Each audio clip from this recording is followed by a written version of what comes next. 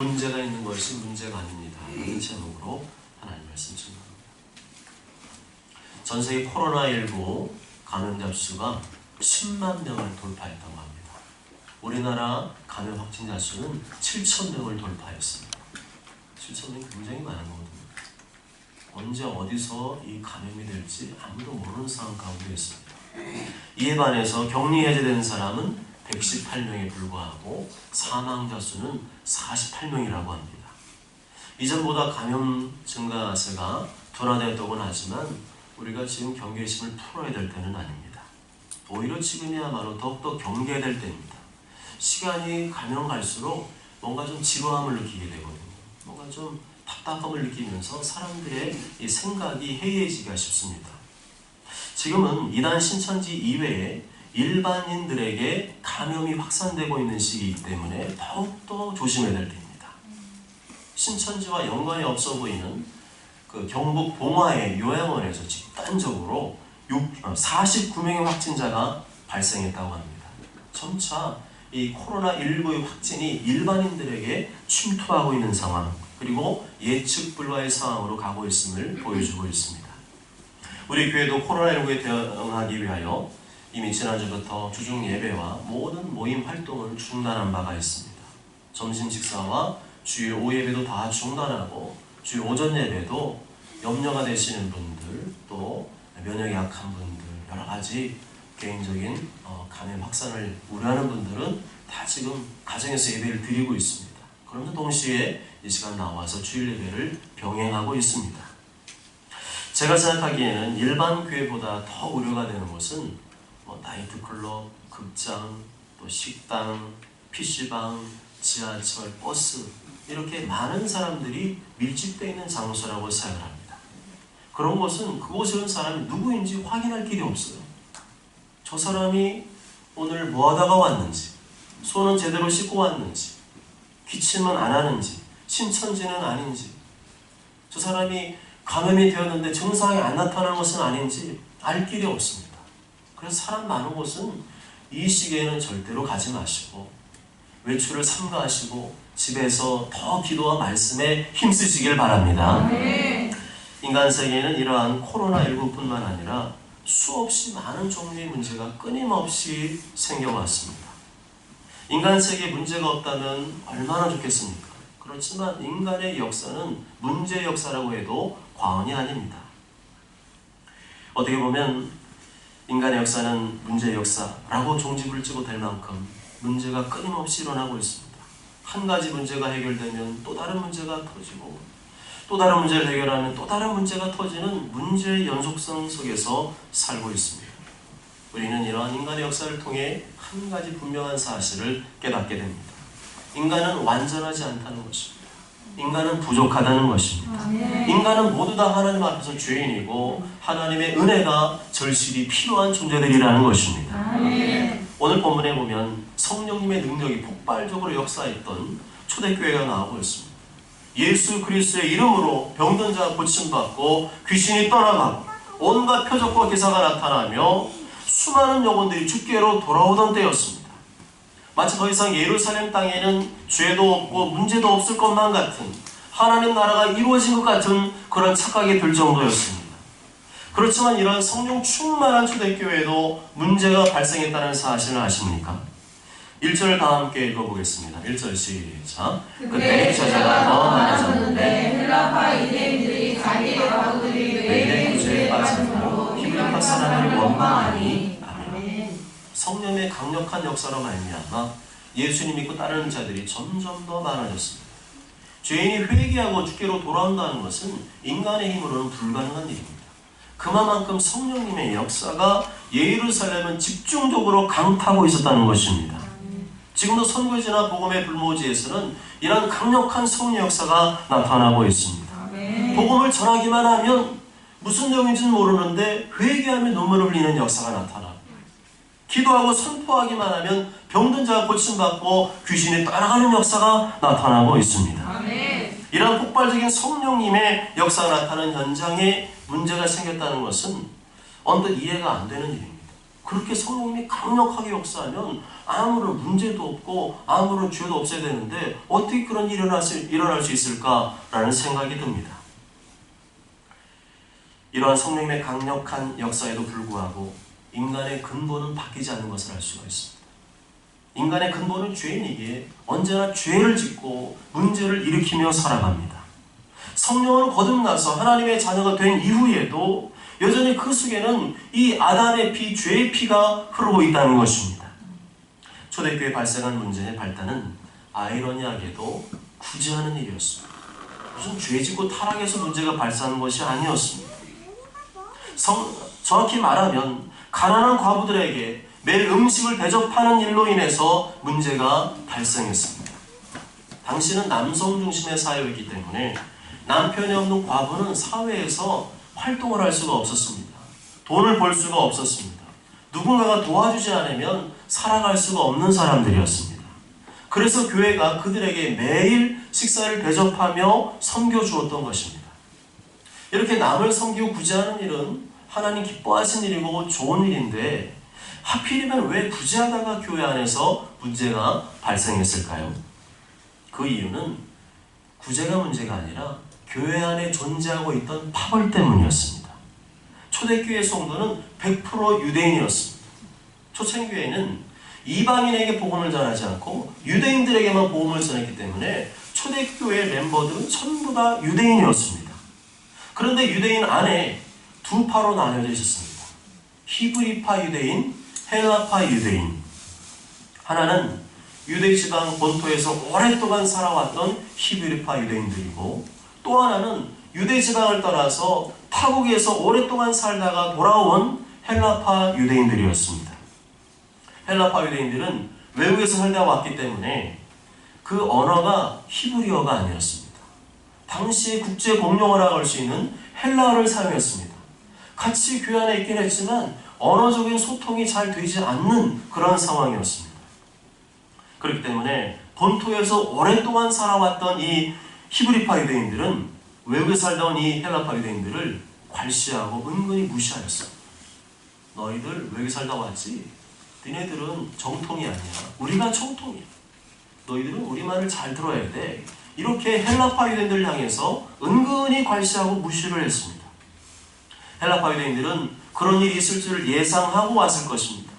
그런 괄시가 있겠지. 텃세 부리겠지. 그래서 참고 어지간하면 참으며 견뎌왔습니다.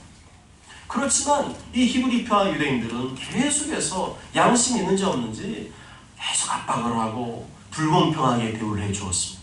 그러다가 참다가 이제는 원망과 불평이 한꺼번에 폭발하게 되었습니다. 헬라파 유대인들이 자기의 과부들이 매일의 구제에 빠짐으로 히브리파 사람을 원망하니 왜 구제하는 일에서 우리 헬라파 사람들을 자꾸만 빼는 겁니까? 분명히 어제도 히브리파 사람들 그렇게 구제해주고 오늘도 히브리파 사람들 구제해주고 왜 오늘 우리 헬라파 사람들 빼는 겁니까? 우리 무시하는 거예요? 우리 괄시하는 겁니까? 이러한 파벌이 교회 안에서 있었던 겁니다. 교회 안에서는 파벌이 있어서는 안 됩니다. 파벌은 존재해서는 안 됩니다. 사별이 있어도 안 되고 최대한 공평해야 됩니다. 누구에게도 원망과 불평이 생기지 않도록 조심해야 됩니다. 그렇지만 교회는 인간들이 모인 곳이기 때문에 아무리 미리 사전에 차단한다고 해도 차단되지 않는 부분들이 있습니다. 그러한 원망과 불평이 생기지 않도록 하기 위해서는 교회 안에 그 어떤 인간적인 것을 끌고 와서는 안 됩니다. 자꾸만 인간적인 기준, 세상적인 기준, 넌 어디 출신이고 넌 어디에서 자랐고 넌 얼만큼 배웠고 이런 인간적인 기준을 자꾸만 갖고 들어오니까 교회 안에서 잡음과 갈등이 생기는 것입니다. 세상 사람들처럼 내가 너보다 좀 낫지. 너는 이러니까 나보다 못해. 이런 인간적인 세상적인 기준을 가지고 성도를 대하면 반드시 교회 안에는 다툼이 생길 수밖에 없습니다. 이런 세상적인 기준을 다 내려놓으시기 바랍니다. 인간적인 기준을 다 내려놓으시기 바랍니다. 그런 걸 내려놓고 사람을 상대하셔야 됩니다. 그렇처럼 반드시 은연중에 생각으로라도 아니면 말로라도 그것이 비춰지게 되어 있습니다. 우리에게는 예수님의 피밖에 없는 줄 믿습니다. 예수님 피밖에 없는 줄 믿습니다. 예수님 피로 죄의 쓴 받고 우리는 하나가 되었습니다. 우리 우리는 더 이상 네 편, 내 편은 존재하지 않습니다. 오직 예수님 편만 존재하는 줄 믿습니다. 한편 이러한 교회 안에 문제가 생겼을 때 초대교회는 어떻게 대처를 했습니까? 어떻게 이런 문제와 갈등을 풀어냈습니까? 오늘 말씀을 통해서 내 삶에 이런 문제와 갈등을 어떻게 풀어내면 좋겠습니까? 2절과 3절 다 함께 읽습니다. 시작. 12사람과 모든 제자를 불러 이르되 우리가 하나님의 말씀을 제쳐놓고 적대를 쌓는 것이 마땅하지 아니하니 형제들아 너희 가운데서 성령과 지혜가 충만하여 칭찬받는 사람 7을 택하라. 우리가 이 일을 그들에게 맡기고 우리는 오로지 기도하는 일과 말씀 사역에 힘쓰리라. 12사도는 지금 교회 안에 벌어지는 문제의 원인을 사역 분담에 문제가 있다고 사역을 했습니다. 자신들이 해야 될 주된 사역보다 다른 일에 더 매달리고 있다는 점에서 문제의 원인을 파악을 했습니다. 자신들이 해야 될 본업은 말씀과 기도 사역인데 그것은 소홀히 하고 다른 데에 더 정신이 팔려 있음을 깨달았습니다. 우리가 하나님의 말씀을 제쳐놓고 접대를 일삼는 것이 마땅하지 아니하니 다른 사람을 섬기고 대접하는 일은 교회가 해야 되는 중요한 사역이지만 사도들이 거기에만 투입되고 집중한 나머지 그보다 더 중요한 사역, 기도하는 일과 말씀 사역을 소홀히 하게 되었습니다. 우리는 오로지 기도하는 일과 말씀 사역에 힘쓰입니다. 교회가 시작될 때는 사도들이 모든 일을 도맡아 했습니다. 말씀과 기도 사역뿐만 아니라 예배 준비, 전도, 구제, 교회 관리, 행정, 환경미와 청소 모든 것들 부수적인 일까지 도맡아 했습니다. 그 결과 문제는 기도와 말씀이 약해졌습니다. 사도들은 문제의 원인이 거기 있음을 주목했습니다. 자신들이 해야 될 본업은 기도하는 일과 말씀 사역인데 다른 일에 신경 쓰느라 본업은 등한시하고 그 결과 교회 안에 부수적인 문제들이 발생하기 시작했던 것으로 판단을 했습니다. 그렇습니다. 사도들은 문제의 원인을 어떤 외부적인 것이나 육적인 것에서 찾은 것이 아니라 영적인 것에서 찾았습니다. 바로 이 부분이 오늘 우리에게 하나님께서 깨닫게 해주시는 문제 해결의 원리라고 볼 수가 있습니다. 즉 문제가 퍼졌을 때 우리는 인간적이고 외적인 방법을 동원하려고 애를 씁니다. 그런데 그러지 말라는 거예요. 제일 먼저 외부적이고 인간적인 것을 찾지 말고 그런 것이 필요 없다는 것이 아니라 영적인 부분, 신앙적인 부분에서 그 문제의 원인을 찾으라는 것입니다. 내가 요즘 기도하지 않았구나. 내가 요즘 기도에 게을렀구나. 내가 요즘 생활을 똑바로 안 했구나. 내가 요즘 말씀을 잘 안 읽고 있구나. 내가 예배에 집중하지 못하겠구나. 감사하지 않고 만족하지 못하고 있구나. 그러한 영적인 차원에서 내 문제의 근본을 찾으라는 것입니다. 우리는 세상 사람이 아니라 예수님의 피로 값주고 사신 그리스도인인 줄 믿습니다. 그리스도인의 본업은 무엇입니까? 여러 가지 많은 일도 하시는 것 그거 해야 됩니다. 그렇지만 우리의 진정한 본업은 기도하는 일과 말씀에 힘쓴 일인 줄 믿습니다. 하나님보다 예수님보다 성령님보다 기도보다 말씀보다 더 중요한 일이 어디 있습니까? 영적인 부분이 해결되지 않는데 육적인 것에만 매달린다고 해결이 되겠습니까? 사방팔방 돌아다니며 문제 해결을 위해서 열심히 노력하면 간신히 문제 해결이 되기는 됩니다. 그렇지만 근본적인 것, 영적인 부분이 해결되지 않으면 밑 빠진 독에 물 붓기와 같을 것입니다.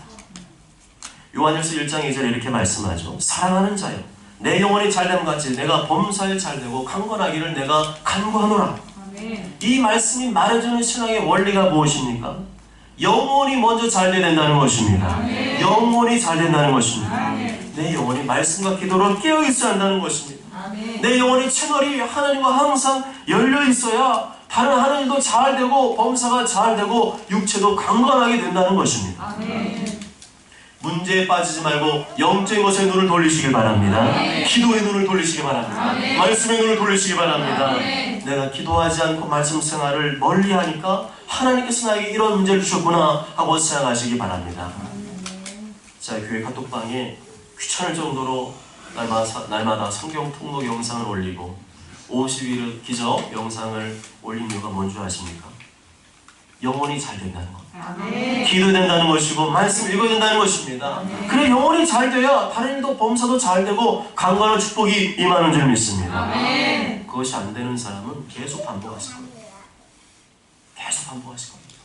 이스라엘 광야 역사는 계속 반복했어요. 안 되면 될 때까지 계속 반복했습니다. 그러다 끝까지 하나님이 그 생명을 걷어갈 때까지 끝까지 거역하고 반항하고 불순종하고 그런 삶을 반복하면 하나님은 끊임없이 문제를 주시고 하나님 앞에 돌이키게 하셨습니다.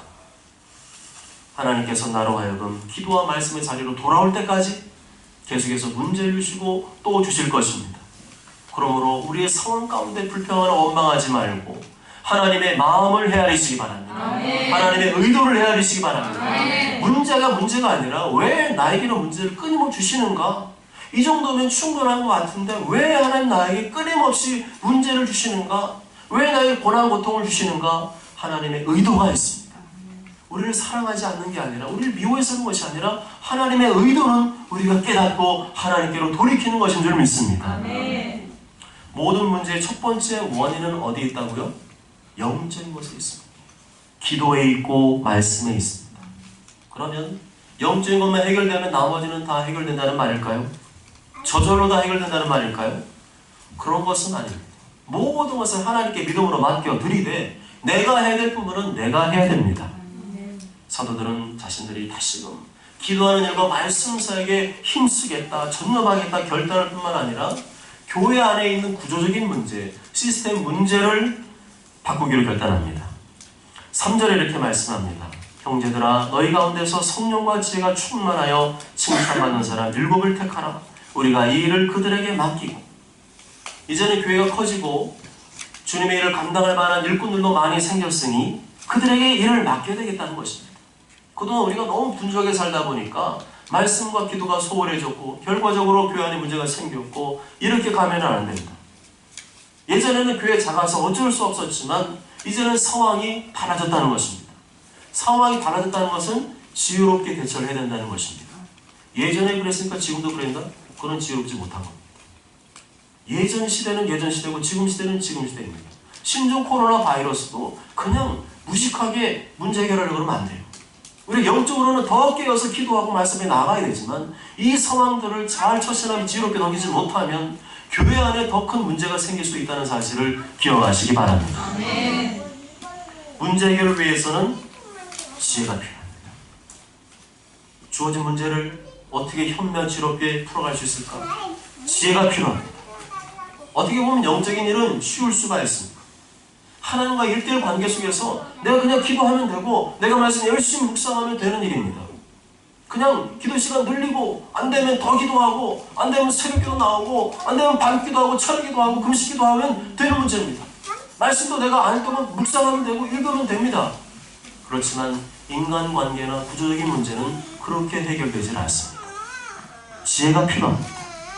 지혜가 필요합니다. 조절할 수 있는 것은 조절하고 분담할 수 있는 것은 분담하는 지혜가 필요합니다. 사도는 그런 면에서 지혜를 발휘했습니다. 근데 영적인 것을 끝내지 않고 지혜를 발휘했습니다. 사도는 자신들이 모든 일을 해야 된다고 생각하지 아니하고 그럴 필요도 없다고 생각을 했습니다. 이제는 때가 되었다는 것입니다. 상황이 바뀌었다는 것입니다. 7 집사를 세워서 사도들이 하던 구제 일을 이제는 맡겨도 된다는 판단을 했던 것입니다. 그리고 자신들은 본래의 본업인 기도하는 일과 말씀 사역에 힘쓰기로 결단을 합니다. 이 일을 그들에게 맡기고 이 짧은 말씀이 사도들의 지혜였습니다. 교회가 성장하려면 일꾼이 세워져야 됩니다. 아멘. 목회자가 기도 말씀 사역에 전념할 수 있도록 일꾼들이 세워져야 됩니다. 아멘. 이게 성경의 원리가 아닙니까? 처음에는 교회 작을 때는 목회자가 하는 일이 많지만 그 다음에 성도들이 많아지고 일꾼이 많아지면 이젠 지혜롭게 그것들을 처신해야 된다는 것이죠. 우리 장로님, 권사님들은 그동안 많은 일을 해오셨고 또 이제는 나이도 아직 젊으시지만 오해하지 마시고 아직 젊으시지만 나이가 드셨어요. 숫자가 조금 올라갔을 뿐입니다. 그렇기 때문에 이제는 젊은 일꾼들이 하나씩 이어받아야 됩니다. 아멘. 그게 지혜로운 거 아닌가요? 지금 병들고 몸이 아프시고 불편하신 분들 계속 그대로 하도록 내버려 두실 겁니까? 그건 지혜롭지 못한 거예요. 내가 20대 30대 때는 우리 부모님도 팔팔하니까 하셔도 돼요. 우리가 뭐 빨리 이래요 막 이래도 돼요. 근데 지금 어때요? 지금 병드시고 아프시고 또 약도 드셔야 되고 병원도 가셔야 되고 그런 걸 보면서도 그분들의 팔이 되어오지 않는다면 그런 지혜로운 자녀가 아닌 줄 믿습니다. 그것은 교회적으로도 마이너스이고 가정적으로도 마이너스입니다. 나이 많은 분들이 할 수 없는 분야는 더더욱 젊은 일꾼들이 맡아서 감당하는 게 하나님의 지인 줄 믿습니다. 아멘. 교회에서 집사와 권사를 세우는 이유가 여기에 있습니다. 일하라고 세운 겁니다. 일하라고 세운 겁니다. 일하지 않는 직분자는 하나님 앞에서 합당하지 않습니다.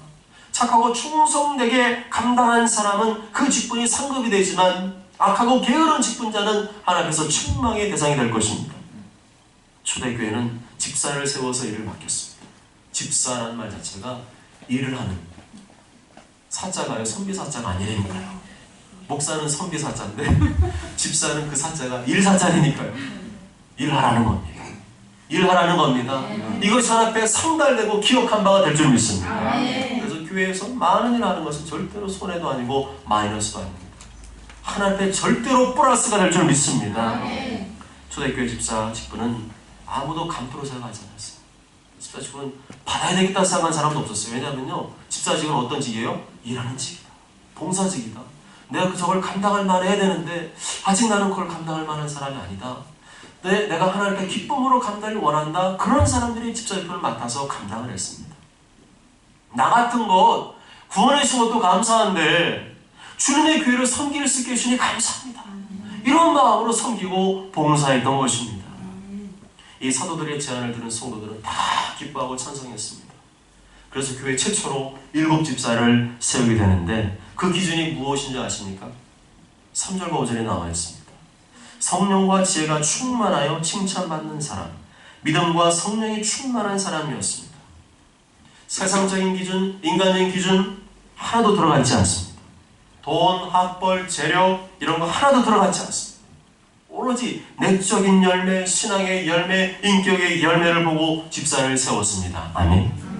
믿음과 성령이 충만하다는 것은 하나님과의 관계가 좋다는 것입니다.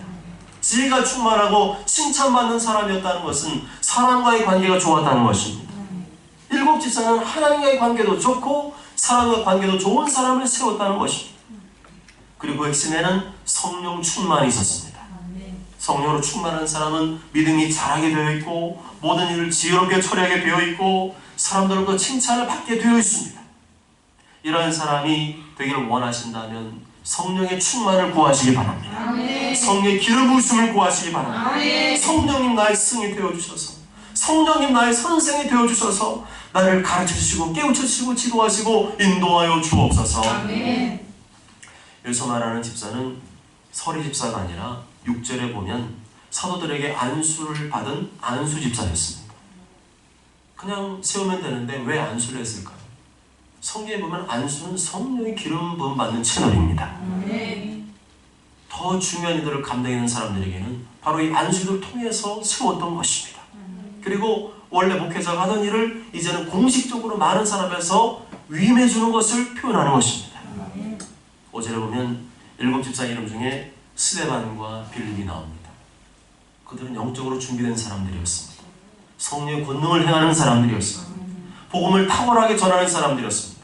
이 사람들은 무엇을 맡겨도 목숨을 걸고 감당할 만한 사람들이었습니다.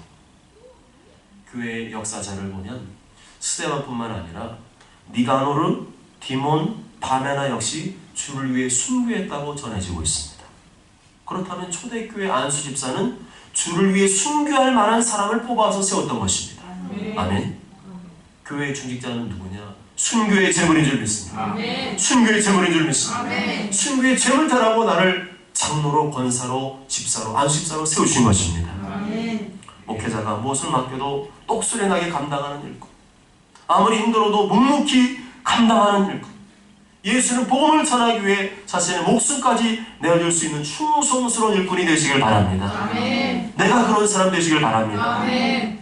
이렇게 교회 안에 발생한 문제를 사도들을 중심으로 영적으로 지혜롭게 잘 풀어간 결과 교회에 어떤 일이 벌어졌습니까? 7절 다 함께 읽습니다. 7절 시작. 하나님의 말씀이 점점 왕성하여 예루살렘에 있는 제자의 수가 더 심히 많아지고 허다한 제사장의 무리도 이 도에 복종하니라. 아멘. 교회의 부흥과 성장은 말씀 사역에 달려있다는 것입니다. 하나님 말씀이 더 왕성하게 흥망하게 선포될수록 하나님께서 더 강력하게 일하시기 시작하고 더 많은 사람들이 회개하며 주께로 돌아오는 줄 믿습니다.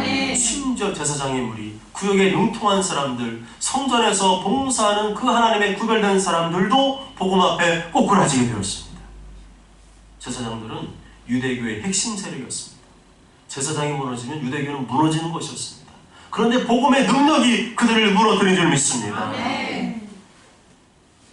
우리 교회에서 이 말씀 사역이 왕성해질 때, 말씀이 더욱더 흥망해질 때, 유튜브뿐만 아니라 계속해서 밖으로 말씀이 강력하게 선포되고 증거될 때 교회와 복음을 방해하는 핵심 세력들이 뿌리째 뽑히게 될 줄 믿습니다. 지금도 잘하고 계시지만 목회자가 더욱 기도와 말씀 사역에 전념할 수 있도록 적극 협력해 주시길 바랍니다. 더 말씀이 흥왕해지고 왕성해지도록 저를 위해 기도해 주시고 제가 큰 신경 쓰지 않도록 더 많은 일을 감당해 주시기 바랍니다. 제가 꼭 주보에 광고하지 않더라도 뒤에 게시판에 붙여놓으면 알아서 적어주시기 바랍니다. 그게 저를 도와주시는 것이고 여러분에게 보게 될 줄 믿습니다. 사랑하는 여러분, 문제가 있는 것이 문제가 아닙니다. 문제는 누구나 다 있습니다. 저도 있고 여러분도 있고 여러분 가정에도 직장에도 또 우리 교회 안에도 한국교회 안에도 나라 민족은 다 문제가 있습니다. 지구상에 문제가 없는 곳은 없습니다. 중요한 것은 문제를 어떻게 해결하느냐가 중요합니다. 성경에서는 이에 대한 해결책을 분명히 우리에게 말씀해주고 있습니다. 먼저 영적인 것을 해결하라. 영적인 것부터 해결하라. 그 다음 인간관계의 문제, 구조적인 문제를 무식하게 하지 말고 지혜롭게 해결하라 말씀입니다. 그렇게 사도들과 초대교회가 영적으로 해결하고 지혜롭게 대처를 했더니 이 고질적인 문제가 단번에 해결되었습니다. 뿐만 아니라 새로운 전화위복의 기회, 영혼구원의 기회가 다가온 줄 믿습니다. 그러한 축복이 우리 모두에게 임하시길 바랍니다. 그러기 위해서 오늘 말씀대로 영적인 것에 집중해야 됩니다. 전 성도들이 기도와 말씀에 집중해야 됩니다. 50일 기적에 더욱더 집중해야 됩니다. 목기자 기도와 말씀에 전념할수록 더욱더 많은 것을 담당해 주셔야 합니다. 모처럼 모두가 그렇게 행함으로 말미암아 내 문제도 해결되고 하나님 말씀이 더 왕성해지고 안성 땅인 제자수가 힘이 많아지고 허난 안성의 핵심 세력들이 꼬꾸라져서 예수님께로 우리 교회로 돌아오게 되시길 주님의 이름으로 축복합니다. 아멘.